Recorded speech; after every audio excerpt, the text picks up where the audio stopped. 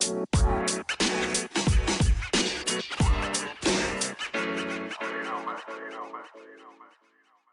Nuts and Bolts of Writing, Season 2, a podcast where we talk about literature, the ins and outs of writing, and how to actually start writing.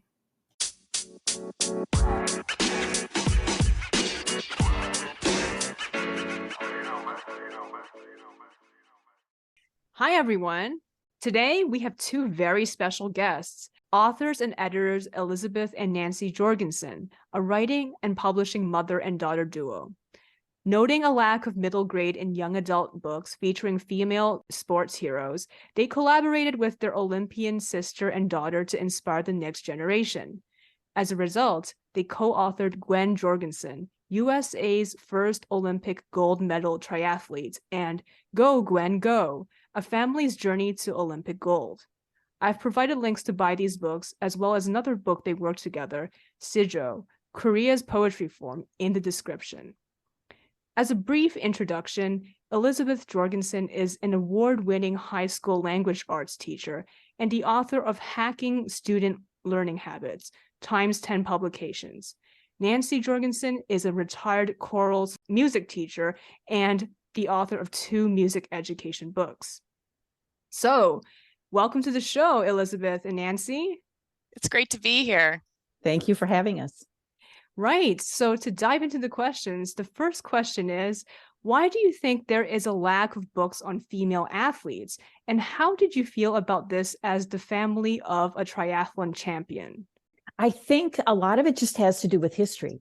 You know, we just marked the 50th anniversary of Title IX, when the law was passed giving women more rights in educational institutions. And I think prior to that, there just weren't as many female athletes. And then when we got some more rights and females started to come to the fore, the history has been sort of short. And so you hear about all these male athletes, and there just isn't that much information in the books out there about female athletes.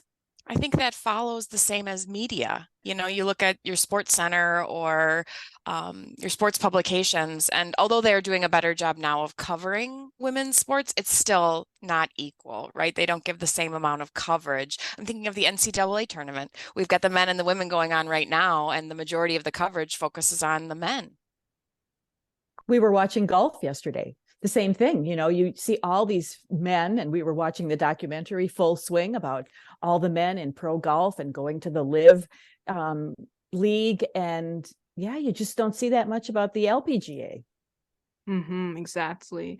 I think that goes for every sport, especially, basketball, for example, many people online, they even have this bias against the women's basketball teams, and they're always, making these jokes about it, unfortunately. We were looking for comps when we were writing this middle grade book, and we couldn't find that many about female sports heroes.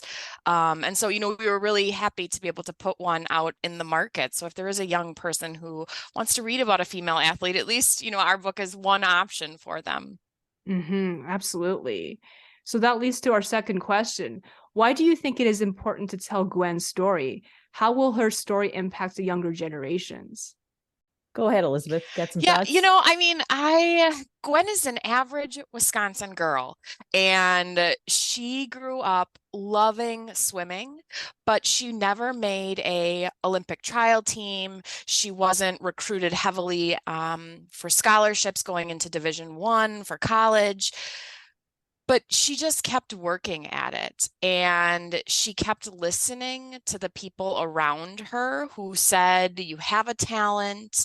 And Gwen, she kept trying, and so I think that there's a lot of lessons to be learned there for people, that you don't have to be the best from the moment you start your sport, or even, through your collegiate years. I'm thinking of swimming, Gwen's coach told her that she had tapped her potential. And he said, that perhaps you want to pursue other options. And for a lot of people, and I think Gwen too, that was very discouraging and hard to hear. but she was open to other possibilities, and she really wanted to follow her own potential. And she knew that although that had been tapped in swimming, there were these other areas that she could continue to focus on. And so this constant pivot of, we hit a roadblock, and what do you do? Do you have a growth mindset, or do you say, oh, my life is terrible, it's over, I've only done swimming, or it's my passion? You've got choices in life. And I think that her message is really one of seeing the possibilities, of surrounding yourself with people who are supportive and can help, and then of just continuing to push yourself. There's going to be times when things that don't go the way that you want them to. In fact, that feels like how most of life is, but it's how you respond in those situations. Is that what you're thinking, Mom? Yes. And I'm also thinking that as we were writing the book, we were thinking about kids and adults who have a dream that maybe isn't a sports dream. Maybe somebody wants to be a concert violinist, or they want to be a writer, or they want to be an artist, or they want to be a rocket scientist. And those same challenges and setbacks and struggles are going to happen for them. And we just wanted kids to see that it's not a straight line from wanting to do something to achieving the best in the world. That there's a lot of different paths, and you're going to come up with a lot of different problems and things to solve. And hopefully Gwen's story, as Elizabeth just laid out, how to shift focus and find big goals and good people to surround yourself with, that those are lessons for anybody, no matter what their dream is. Totally agreed. This applies across the board. And, as you said, it applies to anyone, regardless of what their dreams are. And I find it very inspirational, just listening to you guys talk about it, that I could apply that to my own life. And, I've recently, been thinking a lot about the setbacks I've had in the last 10 years. And what you just said really, really was a positive note for me. And I was thinking about how that could inspire a lot of other people too. I think that's the hope. The first book that we wrote, like you mentioned, Go Gwen Go, that was really our family story. And Gwen then said to us, if you guys are going to do another book, I really want it to be for a middle grade audience, and I really want it to be inspirational and something that people can learn from. And that's ultimately what we hope. Definitely.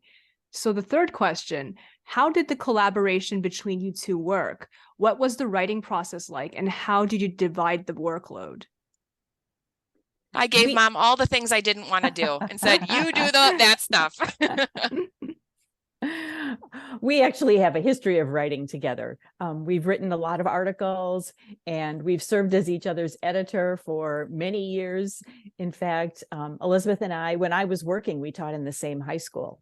And so we each had things that we needed to write. I was teaching choir, and so I had concert programs and bios and music notes to fill in with programs.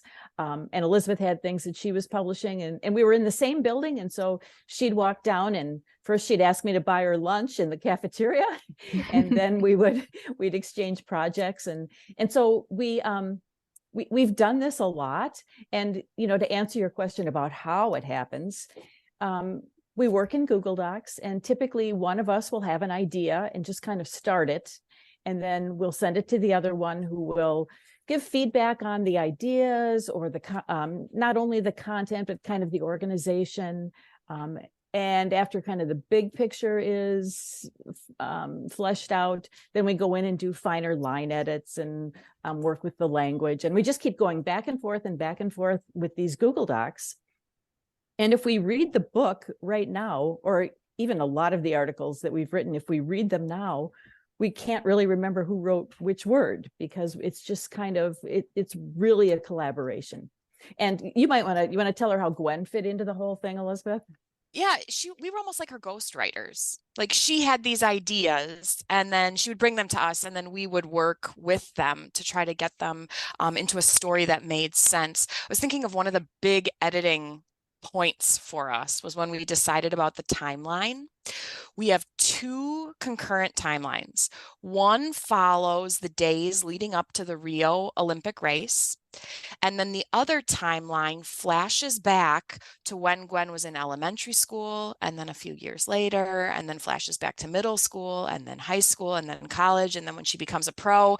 And I remember when we came to that idea that we were going to use these two timelines, we numbered everything that we had on these note cards, and we matched that with the stories. And then we laid them all out on the kitchen table and tried to figure out, okay, which story should go first and how is this going to make sense? That was a huge undertaking. Is that how you remember that too, Mom? Yes, and it's coming back to me now because we did that with those cards. We laid it out.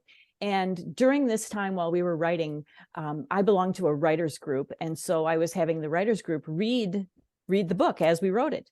And I think, as I remember, that first timeline was very confusing for the readers. They just, we just didn't have the chronology quite right, and they couldn't figure out where we were flashing back to.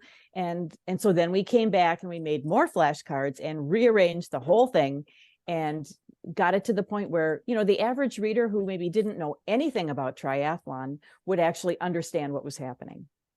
We also added in sidebars and just these little boxes of information. In addition to that, we have other artifacts like letters that Gwen writes to herself when she was a younger person, like lessons that she wish she knew or things to think about, and then also letters to the reader. And so we had all of these other elements that we were trying to figure out, where do they make sense within the book? Like if a kid doesn't know what a triathlon is, they're not going to know elements like transition or clipping in on the bike or what it means to have a road bike versus a mountain bike. And so all of these other things we were trying to lay out within the manuscript. It was a really large undertaking. And I remember thinking, like, what are we doing and how is it ever going to come together?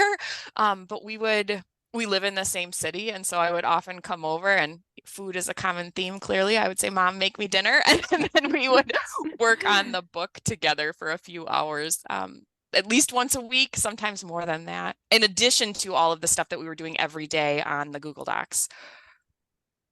I see. That is really, really interesting. I love how you guys do it online as well as in person. I think that's really collaborative, and it gives you a better idea of how to tackle things. Because when something is just entirely online, I feel like sometimes it can be really difficult to organize things. Yeah, and I think you catch more mistakes as well when you're looking at it on paper. And so we would also do that. We'd print out chapters and then we would read them aloud. And there too, we would, okay, this doesn't make sense here, or this mistake that we didn't see on the screen is really apparent on the paper. Or when you're reading it out loud, you can tell, oh, that dialogue isn't natural, or just other things will pop out. Definitely. Reading out is definitely something someone should do before they publish a book, because it can really show you where the logic flaws are or how it sounds to someone who doesn't know the topic. Because when you're just looking at it online, you already know it so well because you've looked at it so many times. So when you read it out loud, it's like giving it a different look from a different angle. Yeah, that's a great way to say it. Even repeated words, we would, when you're reading it out loud, you come to a word that you've used in that sentence and it comes up again, all of a sudden your ear just hears that and it sounds like, I need a new word there. Definitely. So how did you guys publish your book? How did you find your publisher? Did you find them online or in person? How was the editing process like once you signed a contract with the publisher, and how much freedom did you get to edit the book? That's a lot of questions. It really is an interesting story. We signed up for some sessions on marketing with a local professional writer, and she kind of took us through, I think, the traditional route of looking at books that compile lists of publishers and narrowing it down to the ones that would publish a book similar to ours. And then we just sent out a lot of queries, got many of them we were just ghosted. They just didn't even answer. A few asked to see the full manuscript, and we just kept sending them out. And I think we were sort of at the tail end. We were kind of thinking, well, maybe this isn't going to go anywhere. And then somebody at Cardinal Publishers, Cardinal Publishers is a group of publishers, somebody who, and they distribute other publishers' work. So they're basically a distribution company. One of their publishers read our query and answered, had a very nice response. And she said, this isn't quite right for me, but there's another person or another company in our group, in Europe that publishes exclusively sports books. And I think this might fit. And because they were located in Germany, they hadn't been on our radar, but we said, yes, feel free to forward the query on. And they did. And that's how we found the publisher. It was somebody that we hadn't really even queried in the first place. And that was for the first book, Go Gwen Go. And then when we decided to do the second book, they were also interested in that. And so I think it's, that there's a lot of lessons here, but one is a good relationship with a publisher might lead to further books in the future. Elizabeth, you want to answer the questions about how the editing? Well, I think the first thing that I want to say too is like giving a shout out to all writers. They're this writing group run by Kathy Giorgio in Waukesha, Wisconsin. But she also offers online coaching and online workshops, and she works with people all across the world. And she was really helpful for us, especially with our first book. Mom went every week to the writers group and brought, I don't know how many, what was it, like 3,750 words every week. And then we would get all of these critiques on it, and just, a shout out to her as well. And then what was the other question? About the editing, how much Liz Evans really gave us a lot of freedom in the editing process. Do you want to talk about that? Yeah, it was a little bit different, I think, for both books, at least the way that I remember it. The first book, I remember she said, we're missing some elements at the beginning of the manuscript. Could you add a story here that does this? And she just had some good ideas in that first book that pointed us in a direction, but didn't necessarily say, you have to do this, but just said, I think this will help readers. She also caught some good grammatical things or just had some suggestions. The second book, because we had those two timelines, and because it was for a middle grade audience, we wanted it to look in a way that would be appealing to that audience. And so she gave us, we sent her some ideas of things that we liked, and then she came back with some design elements. And we didn't have a ton of say in terms of modifying those elements, but the idea definitely came from us. I remember the turnaround time for the second book. Oh, I don't know, we were traveling and we had a lot going on, and so we didn't have a ton of editing come back from Liz Evans at Meyer & Meyer for the second book, which was great. But then it was also like this quick turnaround that was like, okay, well, we want it to be published like in a couple of weeks. And so look at these things really, really quickly. But, I think that was good. She was happy with the work that we had done. And obviously, the writers group and our editing process, I think, was part of the reason why we didn't have a lot to do at the end. Mm-hmm. That's really wonderful. I think you're right. It's so important to have a close relationship with the editor, especially if, you are writing about a topic that, you are very passionate about. And it can be very disheartening to see someone make so many key changes to something. So it's really important to pick a publisher that is in line with what you are publishing. And, you guys are so lucky that you found them through, an unexpected path. Right, a rejection, a no that then led to a yes. It's mirroring Gwen's story that you can't have this dream, but maybe there's a different dream. And that publisher specializes in sports publishing, and so I think that's also something to think about, is the themes matching the publisher. Absolutely. Like the more broad it is, I think the harder it is to get an acceptance, because publishers are looking for something that they can market to their audiences. So if it's too broad, they're like, I don't know if this is a good fit for our people, right? So then the closer it is to what they want, the easier it is to pitch to them. And also the easier it is for you to express yourself fully and not have a bunch of edits as well. Right. And I think some of it is just timing. I remember with the first book, we had looked at their catalog of books, and most of them were how-to, how to ski A to Z, and, how to coach soccer. And it was all these very specific how-tos. And we were writing a memoir, our family's memoir. But when they first called us and we talked about it, they said, well, actually, we're looking at adding some things to our list about, kind of narrative stories and memoirs and things. So it was the right publisher and at the right time, and they were just looking for what we were doing. And I think that Europe too has a bigger following of triathlon. In the United States, it's basketball and gymnastics and football, and there not very many people even know what triathlon is. And so we were lucky that here was this publisher who knew that there was an audience, be it, small, but there were people out there who were interested in this sport. Right. So you've also written a book about Korean poetry, Sijo, Korea's poetry form. What inspired you to write about Sijo? Oh boy, that's a long story. So I teach high school creative writing, and I'm always looking for places for my students to send their work. I want them to practice what it means to be a professional writer. So we enter writing competitions, we send pieces off to literary magazines and journals. And about 10, 15 years ago now, I stumbled upon a Shijo poetry contest. It was sponsored by the Sejong Cultural Society, and then co-sponsored by Harvard University. And they asked high school students to write and submit a Shijo. And I had no idea what a Shijo was, but they had a bunch of information on their website. And I read some articles, I looked at some examples, I taught myself, and then I taught my students. And it's a 3-line poetic form, kind of like haiku.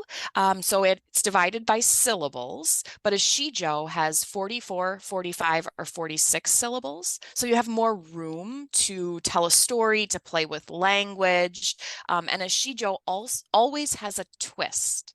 And so that's a fun element for both writers and readers to consider when they're working on shijo. So I shared this with my students. They sent off their poems and they had some success in this contest. And Lucy Park, the director of the Sejong Cultural Society, reached out to me and she said, "You must be doing something right because your students are placing really well in the competition." And I was like, I don't think I am doing anything right. Like, I know nothing about this Korean poetry form. I really just taught myself from your resources. And she encouraged me. She became a mentor for me. We then continued to spread the word about Shijo. So the goal of the Sejong Cultural Society is to introduce Americans to Korean culture. And I really fell in love with this poetry form, and I thought it's so accessible for teachers and also students. And haiku is so popular in America that I think the question then becomes, why can't shijo be just as popular? And so I started writing articles about shijo. I started attending conferences and speaking on shijo.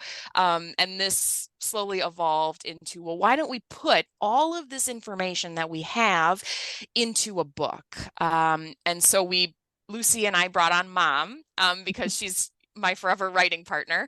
And we then reached out to all of these shijo experts and said, could you write us X number of words on this topic? And so then all of these Korean scholars and experts submitted essays or articles about shijo. One was on Linda Sue Park. I don't know if you know her. She wrote A Long Walk to Water, A Single Shard. She's a Newbery Award-winning author. She wrote this section like shijo makes you smarter. And then we have the Harvard professor, David McCann, who writes about the history of shijo or shijo translations or shijo in other languages. And so then the three of us, Lucy Park, my mom, and myself, worked to put the book together in a way that would make sense for readers. And so it's divided into 3 sections. The first section is basically the history of the form. The second section is lesson plans. So it's intended for teachers, if you want to get an idea of how you might implement this into your classroom. And then the third section, I think, is the gold mine. They have a winning shijo poem from the competition. And then underneath that is a blurb from the author explaining something about their background or maybe why they wrote the poem or their inspiration. And then underneath that, a shijo expert has explained why that poem is their favorite poem or why that poem won in the competition. I think so many times we read these award-winning pieces and we're like, why did that win? Or what was that person thinking when they wrote it? And so this third section outlines all of that. And Mom, you didn't know a whole lot about it prior. No, they brought me on basically to do some line editing and to compile the index.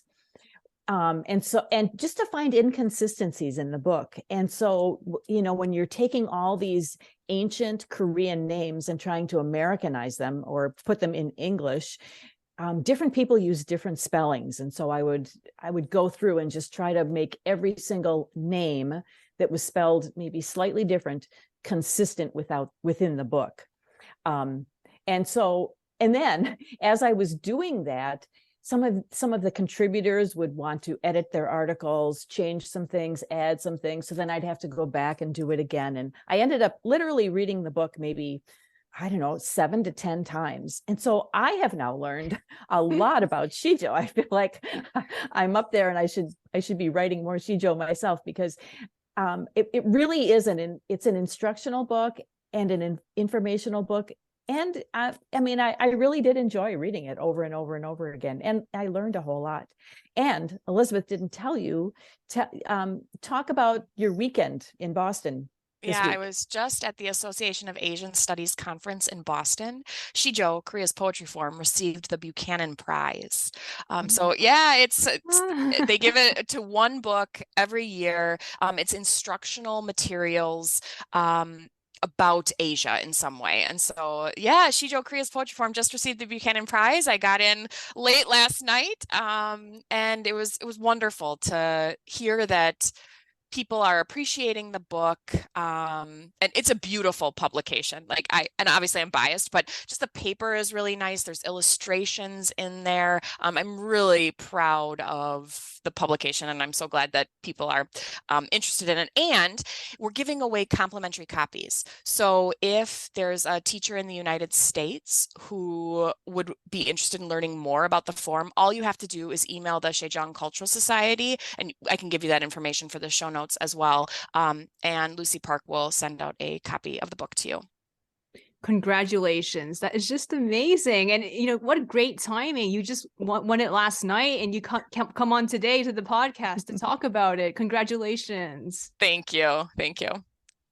It is really cool to see your own book printed out, and with such wonderful illustrations as well. So did the Sejong institution produce or commission the illustrations, or did you find them somehow? So right, Lucy Park actually knows the illustrator. Personally, there was a connection, and so she reached out and just said, would you be interested in creating some new illustrations, but also perhaps you have some illustrations in your repertoire that we could use. And so the illustrators submitted some to consider for the cover. There were some that matched nicely with some of the poems, and then other ones were created specifically for the book. I see. And so what was the publisher? Was it the Sejong Institution? No, so there too, Lucy had a connection to a publisher in Korea, Park Young, and they published the book in Korea. And so you can still get it on Amazon in America. And we had a little bit of a shipping delay during all of the COVID pandemic stuff, but I think we're figuring it out now. There's less of a backlog. Do you remember when all of that shipping stuff was going on and there were just I don't know, ships that were... It doesn't matter. Yeah. It was also interesting just to work in that manuscript because it was now Elizabeth and Lucy and I who were all sharing Google Docs, and the publisher did not speak English as much as she would have liked. And so Lucy would get in that Google Doc and type in all this Korean instruction to the publisher, but then she'd be giving English instruction to us. And it was just an interesting experience to work with all the foreign language and everything. Mm-hmm. So and since there too, we would meet every Sunday on Zoom, the three of us, and there too go through, what did you read? What changes need to be made? Who do we need to follow up with? We just set a really strict schedule. And then no matter what, we met on Sunday for, it was at least an hour, sometimes several hours until the book was done. How long did it take for the book to be published from beginning to end? What do you think, Mom? I think we have to count it in years. Right. Because I think Lucy had the concept of what she wanted, But then she had to get commitments from all the people who contributed essays and compile all the poems. And it was several years. Yes. And like the major working components, I would say at least 2 years of work, but there were years prior to that, that we were working on it in a way that maybe we didn't even know we were working on it. We had been collecting all of these lesson plans. After we'd speak at workshops or conferences, people would submit lesson plans, and then, reaching back out to them saying, okay, we're putting together a book. Can we use part of it? Or can you make modifications to it? So, the real work, I would say several years, but it was many before that as well. So it's definitely very satisfying to have it published and, win this prestigious award after so many years of meeting on Zoom, Google Docs, and just so much work with so many different people.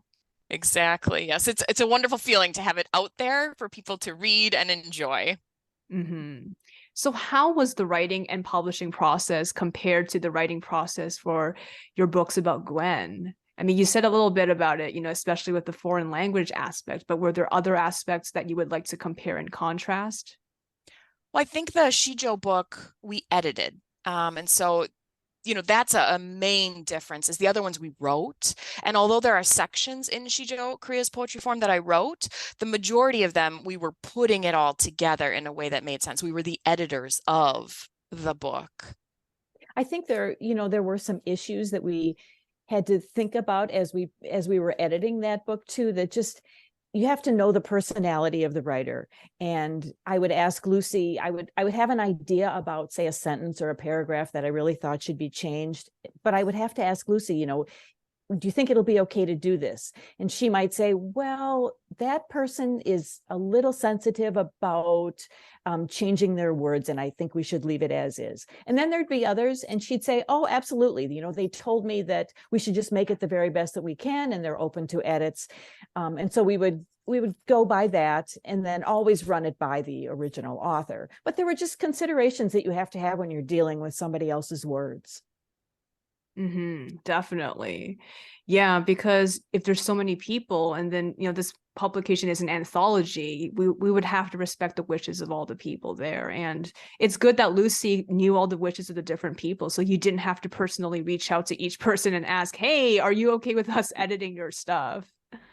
And of course we did that. Like by the time it was getting close to publication, everyone got a final sort of review. Here's what it is, just making sure that everything looks good.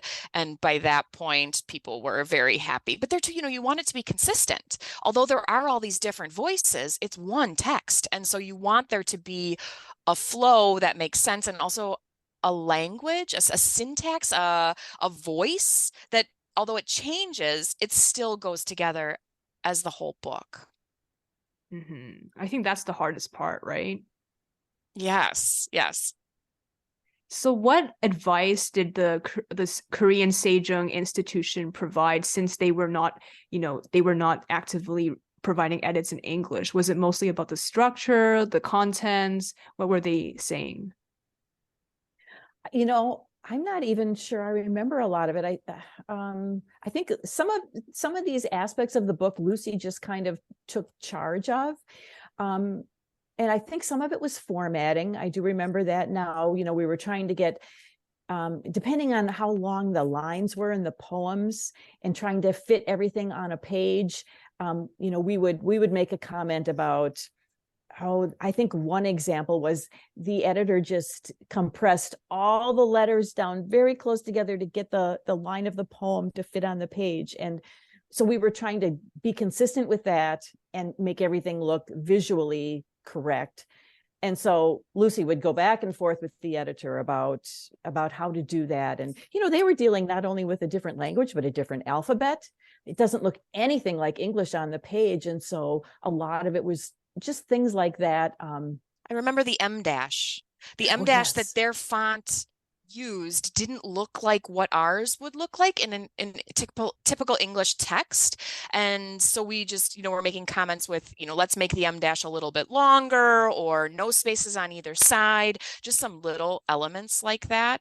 And then we have there's like boxes or like gray sections of the text. And so we worked with making sure that that was really consistent. And then like, what if the box goes from one page to another? How is that going to look? But the publisher was really great in terms of sticking to our vision and allowing our book to really speak for itself. And they too, you know, they wanted the book to be as good as it could, and worked really well. Everyone, I think, did, even though there were so many challenges. That's great to hear. Well, thank you so much for coming on. This was a wonderful discussion, and we learned so much, you know, talking about your 3 books. And guys, if you want to buy their books, please check them out on Amazon. I provided links in the description and also links to their websites. Thank you so much for coming on again, Nancy and Elizabeth. Thank you for having us. Thank you. If Thank anyone is you. interested in hearing more, please do just reach out to us on social media. Our middle grade book, we have a free educator guide. And so that's out there as well if any teachers want to use it. All right. Thank you so much. Bye. Bye. Bye-bye.